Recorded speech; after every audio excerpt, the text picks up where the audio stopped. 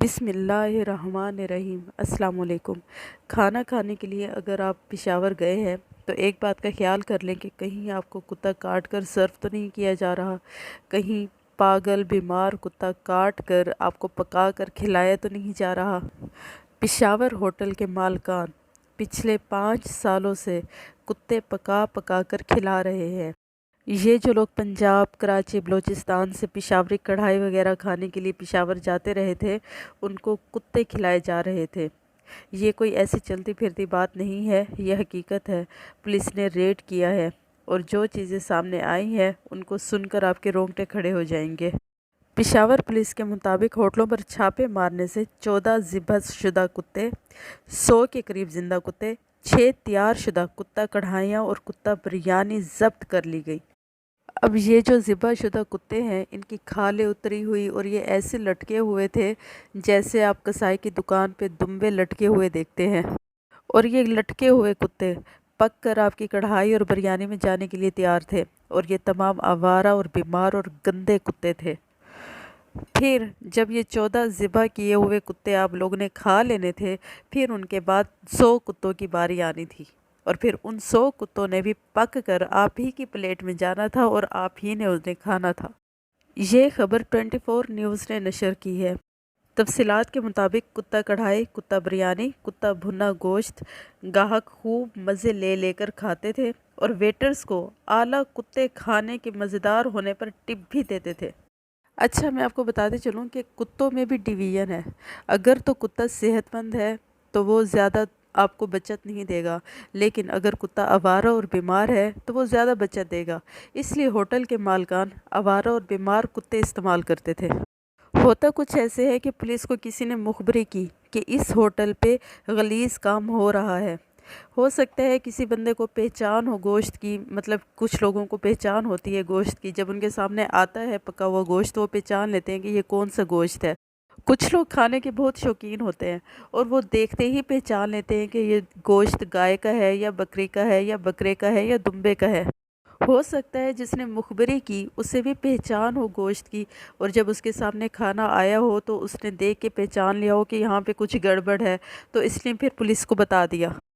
Any ویز police آئی اور پھر police نے پورا بازار سرچ کیا تو پتہ لگا کہ مختلف ہوٹلوں میں 100 سے زائد کتے سٹاک کیے ہوئے تھے اور 14 کتے کٹے ہوئے تھے۔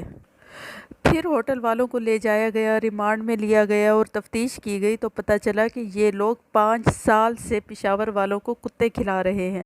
اب آپ دیکھ لیں پشاور میں کون کون گیا ہوگا ان 5 سالوں میں اور کس کس نے کھایا ہوگا، اور پشاور میں جو لوگ رہتے ہیں انہوں نے تو لگتا ہے یہ کھانا کھایا ہی ہوگا، کیونکہ انسان باہر سے کھانا کھاتا رہتا ہے، چاہے وہ امیر ہو یا غریب، کبھی کبھی باہر سے کھانا کھا ہی لیتا ہے انسان۔ بس اللہ معاف کرے، میں سوچتی ہوں ان لوگوں کو سخت سے سخت سزا ہونی چاہیے، کیونکہ یہ بہت گندا اور غلیظ کام کر رہے ہیں۔ یہ لوگ نہ صرف حرام کھلا رہے ہیں بلکہ بیماریاں بھی پھیلا رہے ہیں۔ پہلے ہی اتنی بیماریاں پھیلی ہوئی ہیں جیسے ڈینگی، کرونا اور اس کے علاوہ اور بھی بہت سی خطرناک بیماریاں ہیں، لیکن اب رہی سے ہی کسر یہ ہوٹل کے مالکان پوری کر رہے ہیں۔ اب یہ لوگ ایسا کیوں کرتے ہیں؟ یہ لوگ ایسا صرف اور صرف اس لیے کرتے ہیں کہ ان کو اس میں بچت زیادہ ہے۔ اوبویسلی جب یہ گائے یا بکری کا گوشت پکائیں گے تو ان کو بچت کم ہوگی، لیکن کتے کے گوشت میں ان کو بچت زیادہ ہوگی۔ مطلب اگر آپ نے پیسہ کمانا ہے تو چاہے دوسرے کو حرام کھلا دو، اس میں کوئی حرج نہیں ہے۔ یہ لوگ اتنا بھی نہیں سوچتے کہ کسی کو حرام کھلا کے آپ جو پیسہ کما رہے ہو وہ پیسہ بھی تو حرام کا ہے، اور وہی حرام کا پیسہ اپنے بچوں کو کھلا رہے ہو۔ اس سے پہلے آپ کو یاد ہوگا کہ لاہور میں گدھے کا گوشت کھلایا گیا تھا اور شہریوں نے بڑے شوق سے کھایا تھا۔ ہم ہوٹلز میں جاتے ہیں تو وہاں پر ذہن میں آتا ہے کہ اتنا ان کا کاروبار چل رہا ہے، یہ کیوں ایسا غلیظ کام کریں گے۔ ہاں، البتہ یہ ذہن میں ضرور آتا ہے کہ گوشت پرانا ہوگا، فریزر میں رکھا ہوگا تو وہ چل جاتا ہے، وہ اتنا مسئلہ نہیں ہوتا، لیکن یہ تو ذہن میں نہیں آتا کہ یہ لوگ حرام ہی کھلا رہے ہوں گے۔ اب دیکھیں کرونا کہاں سے آیا۔ ویسے تو مختلف تھیوریز ہیں، جیسے کہ یہ بھی کہا جاتا ہے کہ کرونا کو کسی لیبارٹری میں تیار کیا گیا اور پھر وہاں سے یہ سپریڈ ہوا، لیکن ایک تھیوری یہ بھی ہے کہ چین کے لوگ چونکہ چمگادڑ، سانپ، مگرمچھ، بچھو وغیرہ کھاتے ہیں تو ان جیسی غلیظ چیزوں کی وجہ سے بھی کرونا سپریڈ ہوا۔ میں نے ایک ویڈیو میں دیکھا تھا کہ چمگادڑ بوائل کی ہوئی ہے اور اس کا سوپ بنایا ہوا ہے، یہ لوگ اس کا سوپ پی جاتے ہیں۔ اب چمگادڑ اور مگرمچھ وغیرہ کتنی غلیظ چیزیں ہیں، ان کو کھانے کا تصور بھی نہیں کیا جا سکتا، لیکن یہ لوگ یہ چیزیں کھاتے ہیں۔ اب ایک تھیوری یہ بتاتی ہے کہ ان جیسی چیزوں کو کھانے سے کرونا پھیلا ہے۔ اب وہ لوگ نون مسلم ہیں، ان کے مذہب میں کوئی روک ٹوک نہیں ہے، ہمارے مذہب میں روک ٹوک ہے۔ ہمارے مذہب میں کتا، گدھا وغیرہ حرام ہے، اور اس میں اللہ کی مصلحت ہے۔ اللہ نے سب مخلوقات کو بنایا ہے، اللہ جانتا ہے کہ کون سی چیز انسان کی صحت کے لیے اچھی ہے اور کون سی نہیں ہے۔ کتا، گدھا وغیرہ یہ انسان کی صحت کے لیے اچھے نہیں ہیں، اور یہ ہوٹلوں والے کھلا رہے ہیں، اور نہ صرف کھلا رہے ہیں بلکہ پاگل اور آوارہ کتے کھلا رہے ہیں۔ اب میں آپ کو خنزیر کے بارے میں بتاؤں کہ خنزیر حرام کیا ہے اللہ تعالیٰ نے۔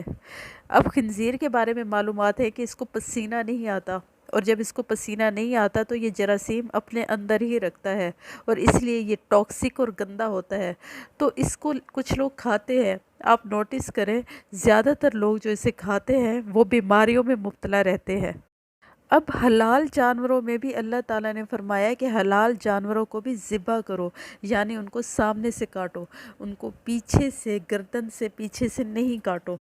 اچھا، اس کی بھی ایک حکمت ہے، اور وہ حکمت یہ ہے کہ جب آپ ذبح کرتے ہو جانور کو تو جانور کو درد ہوتا ہے، لیکن جانور کا ذہن پورے جسم کو سگنل دیتا ہے کہ گردن کو کٹ لگا ہے، یہاں پر خون کی کمی ہو رہی ہے، تو ادھر خون پرووائڈ کرو، تو پورا جسم ادھر خون پرووائڈ کرتا رہتا ہے، اور پھر خون بہتا رہتا ہے جانور کا، اور اس طرح جسم سے خون نکل جاتا ہے۔ لیکن اگر آپ جانور کو سر کے پیچھے سے کاٹتے ہو تو اس طرح سے دماغ کا رابطہ جسم سے کٹ جاتا ہے، اور پھر خون تھوڑا سا بہتا ہے، زیادہ نہیں بہتا، اور جسم کے اندر ہی خون رہ جاتا ہے۔ اور جب آپ ایسا کٹا ہوا جانور کھاتے ہیں تو اس کا مطلب ہے آپ خون کھاتے ہیں۔ اب جانور ذبح کرنے میں بھی اللہ ہی کی حکمت ہے، اور ہمیں اللہ کے کاموں میں مداخلت نہیں کرنی چاہیے۔ اب جانے سے پہلے ایک حدیث، ہمارے پیارے نبی صلی اللہ علیہ وآلہ وسلم نے فرمایا، بنی آدم کے سارے دل ایک دل کی صورت میں اللہ تعالیٰ کی انگلیوں میں سے 2 انگلیوں کے درمیان ہے، وہ جس طرح چاہتا ہے اسے گھماتا ہے۔ اس کے بعد نبی کریم صلی اللہ علیہ وآلہ وسلم نے فرمایا، اے اللہ، اے دلوں کو پھیرنے والے، ہمارے دلوں کو اپنی اطاعت پر پھیر دے۔ امید کرتی ہوں کہ آپ کو میری ویڈیو اچھی لگی ہوگی۔ اگر آپ کو لگتا ہے کہ میرا چینل سبسکرائب کرنا چاہیے تو کر دیں، اور ساتھ میں بیل آئیکن کے بٹن کو بھی دبا دیں تاکہ میری ویڈیوز آپ تک پہنچتی رہیں۔ نیکسٹ ویڈیو تک کے لیے اللہ حافظ۔